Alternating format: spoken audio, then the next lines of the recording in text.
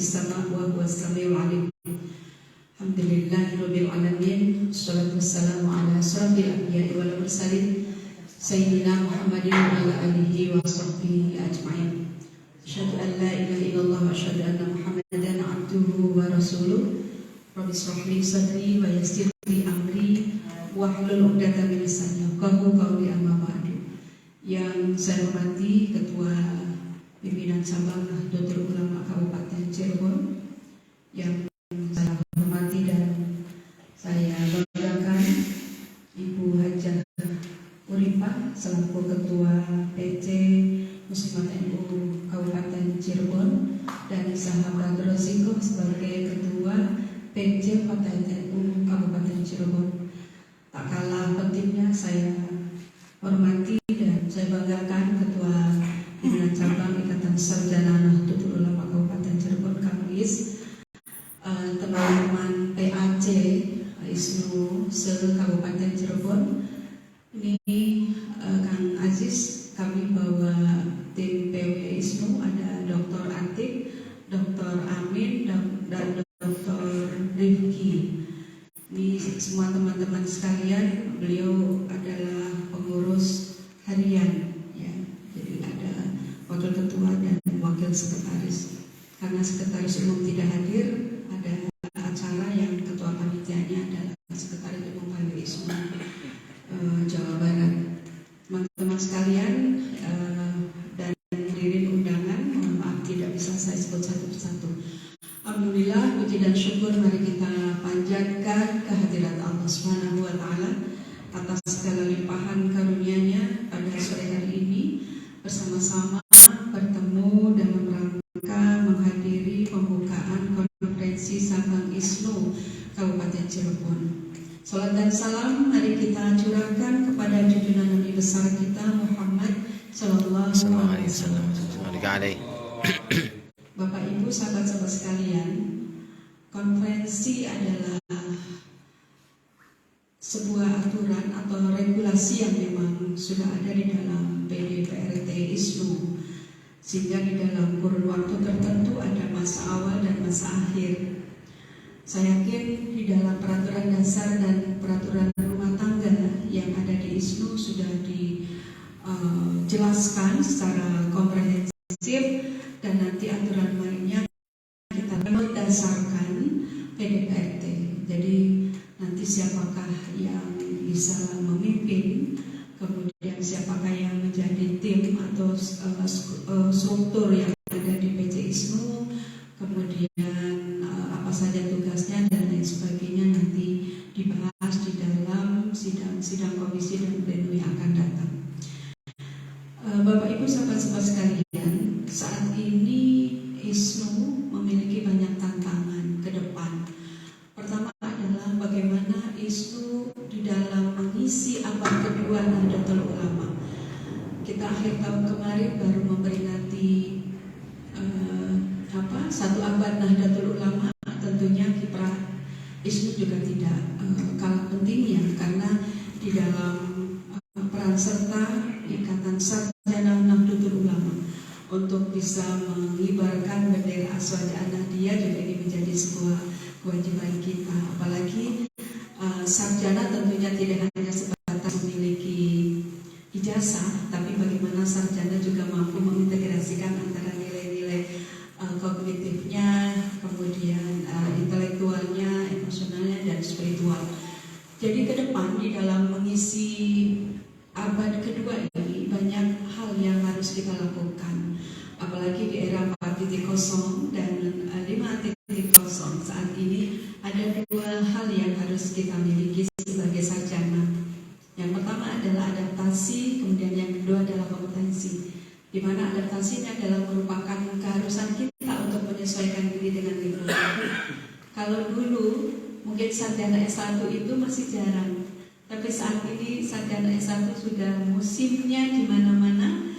Jadi kalau teman-teman PAC masih S1, saya ingin mensupport bahwa studi terus berlanjut, walau tidak ada S4 ya sampai S3 minimal. Jadi saya ingin mensupport teman-teman sekalian. Tadi Kori aja dokter ya, alhamdulillah. Nah, jadi ingin mensupport semuanya, ya, bukan PAC saja, tapi semua tim teman-teman pimpinan cabang juga yang masih S1 lanjut S2, yang masih S2 monggo lanjut S3. Jadi IAIN Cirebon ada, di UIN Bandung ada, di manapun saja juga ada. Karena kalau ingin melanjutkan studi itu sesuai dengan bakat minat kita. Artinya orientasi ke depan kita ingin melakukan apa dan kita ingin keahliannya di bidang apa. Karena linearitas itu penting. Apalagi kalau misalkan punya azam sebagai guru besar. Jadi sudah harus dilinearkan dari S1, S2, S3. Ya. Kemarin ada data yang saya tulis di sini, Bapak Ibu sekalian. Jadi ISNU itu seluruh Indonesia sudah memiliki guru besar 634. Sudah banyak. Ya, kalau dulu mungkin guru besar itu hanya yang tua-tua saja. Kemarin saja teman-teman yang di ADP, di Asosiasi Dosen Pergerakan, hari kemarin 7 SK guru besar turun. Di antaranya ada Ilman, kemudian ada Kamanta. Itu kemarin, baru kemarin. Jadi orang Cirebon aja 2, kemudian teman-teman di ADP, di pengurus harian, di pengurus ADP yang lain juga itu menjadi kebanggaan kita. Ayo kamu semangat. Kamu itu saya semangati. Ternyata kamu ya memang namanya kalau ingin melanjutkan studi harus mampu memanage waktu dengan baik. Ya, harus mampu memanage waktu dengan baik. Jadi ada waktu untuk NU, ada waktu untuk ISNU, ada waktu untuk studi, keluarga dan lain sebagainya. Mungkin 24 jam harus diatur dengan baik sehingga urusan kita selesai semuanya.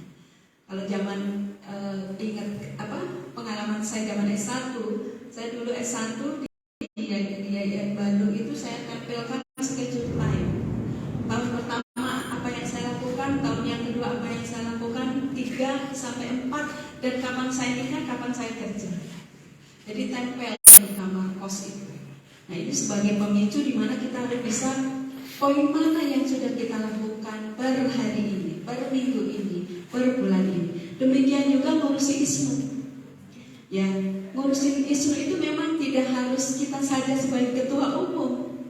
Kalau yang saya lakukan Kak Aziz, Anipah, Mbak Roziko, saya selalu dari dulu saya ketua PW Ma'arif juga distributif, apalagi ISNU yang semuanya banyak dokter itu lebih mudah. Gitu.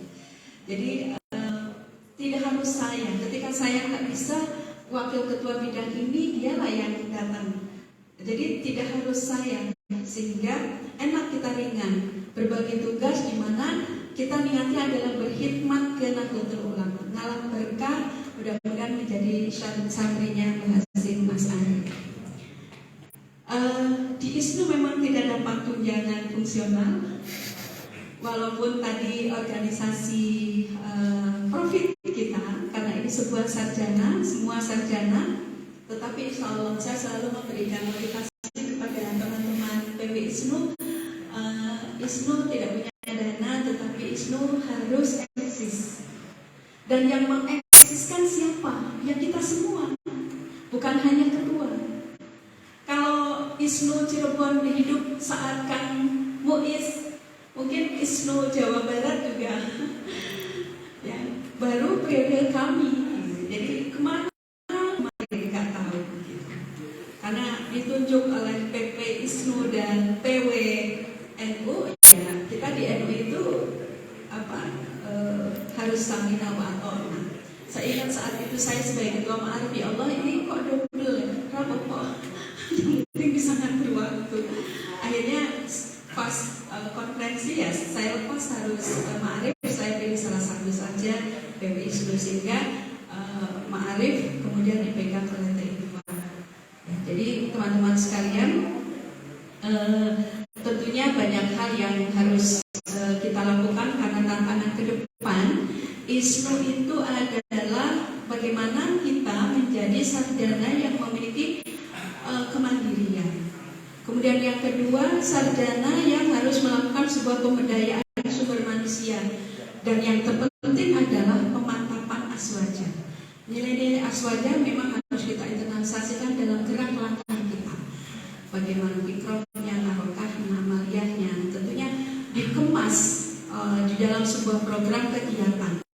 Kalau tadi kata Kang Ajis, masa Isnu ngurusin gelar kebiar bazar murah, ya tentunya bagaimana kita membicarakan tentang karya tulis ilmiah. Artikel kita sudah dikirim ke jurnal yang bereputasi, baik itu nasional maupun internasional. Apakah masuk ke Q1, Q2, Q3, Q4 untuk mengusulkan bagaimana setelah yang doktor itu diusulkan untuk guru besar, karena yang itu semua memiliki titik poin. Atau kita lakukan riset-riset atau pengabdian masyarakat yang berbasis ke-NU-an, atau juga riset-riset dan pengabdian masyarakat yang bisa menunjang karir akademik pribadi dan untuk bermanfaat untuk Nahdlatul Ulama. Jadi saya yakin Bapak Ibu sahabat-sahabat sekalian, dari sebuah tantangan itu kita juga harus melek terkait dengan kemampuan teknologi kita, digital kita, karena tadi adaptasi. Tentunya di era 5.0 adaptasi terkait dengan digitalisasi. Saat ini nggak bisa kita nggak ada hubungannya dengan email gitu. Atau kita kirim berita lewat manapun juga, kapanpun saya bisa bekerja. Kita pun bisa bekerja. Saya di jalan itu 2 pekerjaan yang saya selesaikan online. Adalah bias natalisnya UIN yang ke-55 tadi Anipa di jalan. Kemudian saya bisa menguji. Jadi artinya saat ini dimanapun berada kita bisa melakukan suatu sebagai hal yang bermanfaat. Karena kita pastinya sebagai sarjana itu ingin menjadi khairun nas anfa'uhum linnas. Kalau kita ingin bermanfaat, saya yakin kita akan ringan pekerjaan kita. Kalau kita bekerja bersama-sama, kita pasti ringan. Karena konsep kebersamaan, apa sih kebersamaan itu? Kebersamaan itu adalah sikap. Kebersamaan itu adalah sebuah komitmen. Kebersamaan itu adalah keseimbangan. Jadi nggak ada istilah one man show di situ nantinya. Kalau kita bekerja bersama-sama. Nah, Kang Wis saya yakin mampu itu. Selama 2 periode sudah mampu memimpin, walaupun kemarin usia udah kemarin perlu nggak apa-apa. Kapan sekiranya sempat, kita juga atur waktunya dengan sebaik-baiknya. Mudah-mudahan saya bisa hadir. Alhamdulillah saya hari ini bisa hadir, walaupun bulan puasa kayaknya mohon doanya supaya dari Bandung itu sudah dilipat gandakan langkahnya. Walau sekarang kalau dari Bandung sampai Cirebon alhamdulillah 2 jam juga sampai. Paling Bandung 2,5 jam kalau banyak truk ya. Tapi sekarang alhamdulillah diringankan. Saya hampir seminggu sekali saya sekarang pulang ya. Jadi karena dengan nikmat kemudahan ada di Sundawu gitu. Jadi enak pulang pergi. Nah, selanjutnya saya ingin menyampaikan bahwa ada 3 tantangan tadi. Jadi bagaimana kita menghadirkan aswaja yang adaptif dengan perubahan. Bahasa Islam kan begitu ya. Bagaimana kita menghadirkan aswaja yang adaptif, ya, adaptif dengan perubahan. Saat ini tentunya adaptif dengan perubahan itu, di mana tadi yang saya katakan kita harus mampu beradaptasi, karena dalam adaptasi itu adalah menyesuaikan diri dengan lingkungan dan harus dibarengi dengan kompetensi. Dengan kemampuan kita, dengan skill kita, selain tadi kita harus bisa memiliki kompetensi intelektual, kompetensi emosional, dan kompetensi spiritual. Jadi kalau kita hanya intelektual saja, berarti hanya kognitifnya saja. Tapi kalau emosional dan spiritual, kita sudah mampu mengintegrasikan antara ketiga aspek tadi. Kalau dulu istilah orang-orang tarbiyah atau teorinya taksonomi kognitif, afektif, psikomotorik, tentunya ISNU tidak hanya seperti itu saja, tapi bagaimana mengintegrasikan 3 komponen menjadi satu kesatuan utuh yang sangat penting, yakni sarjana yang memiliki kompetensi intelektual, sarjana yang memiliki kompetensi intelektual, emosional, dan sarjana yang memiliki kompetensi spiritual. Itu bedanya ISNU dengan sarjana lain.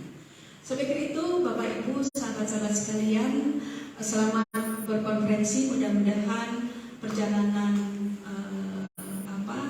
sesi demi sesi, baik itu komisi maupun pleno, bisa berjalan dengan lancar dan menghasilkan hasil yang sesuai dengan keinginan bersama. Karena tujuan organisasi saya kira untuk kebersamaan, sehingga bahwa kerjasama dan sama-sama bekerja itu menjadi moto kita di dalam menjalankan tugas atau roda organisasi. Itu saja, selamat sekali lagi, mudah-mudahan sukses. Dan kita buka konferensi cabang ISNU Kabupaten Cirebon ini dengan sama-sama membaca basmalah. Bismillahirrahmanirrahim.